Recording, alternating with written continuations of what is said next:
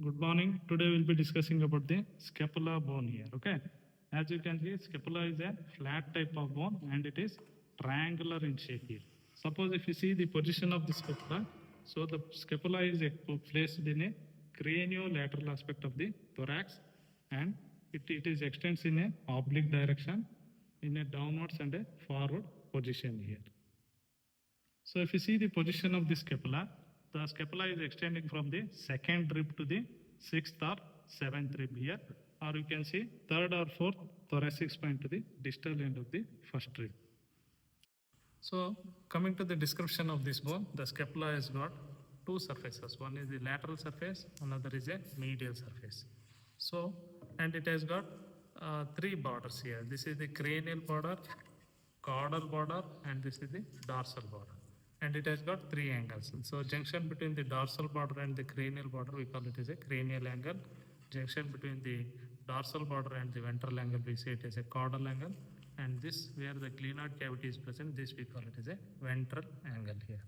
So if you see the lateral surface of the scapula, the lateral surface of the scapula has got a scapular spine along with the acromion process here.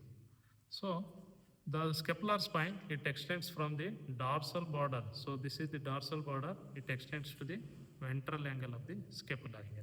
So the middle part of the scapula, it is rough and tuberous and it gives attachment for the trapezius muscles here. Okay. So the scapular spine, it tends into a beak-like projection. This we call it as an acromion process here. Acromion process here. So the part of the deltoideus muscle, it arises from this acromion process here. Okay, so if you see the scapular spine, it is dividing the lateral surface into two unequal halves here. This we call it as a supraspinous fossa. This we call it as a infraspinous fossa here. Supraspinous fossa, it is located above the scapular spine. This we call it as a, which is smaller in nature compared to the infraspinous fossa. Here it accommodates the supraspinatus muscle here. Whereas the infraspinous fossa, which is larger in nature here mainly the infraspinatus muscle will be accommodated here.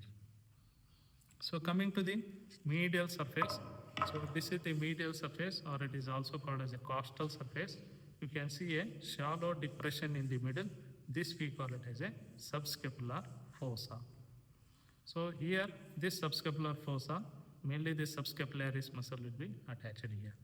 So at the upper part of this subscapular area, so there are two rough triangular areas here, cranially as well as the caudally here. So cranially, we have the attachment of the serratus cervicis, and caudally, we have the attachment of the serratus thoracis muscle here. So coming to the borders, as already I told you, this is the cranial border, this is the caudal border, and this is the dorsal border. So the cranial border is convex dorsally and it becomes concave ventrally and it is sharp in nature here. So the dorsal border, so this is the dorsal border. This dorsal border is towards the vertebrae and it is thick and convex in nature here.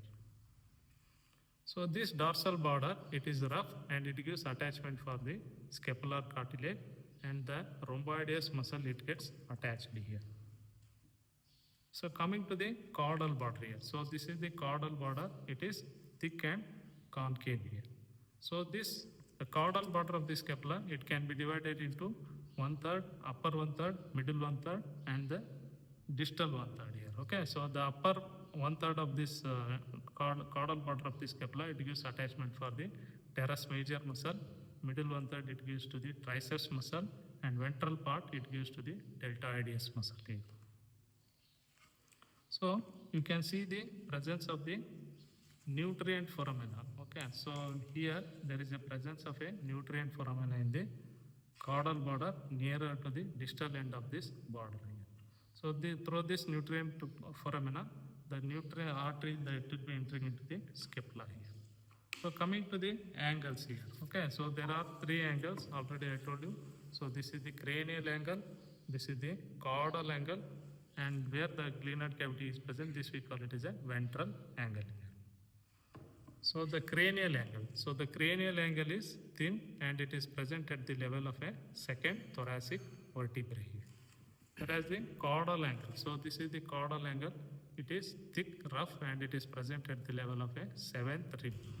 So ventral or a glenoid angle, so here it presents a glenoid cavity here. Okay, so this glenoid cavity, it articulates with the head of the humerus here, and it forms a shoulder joint here.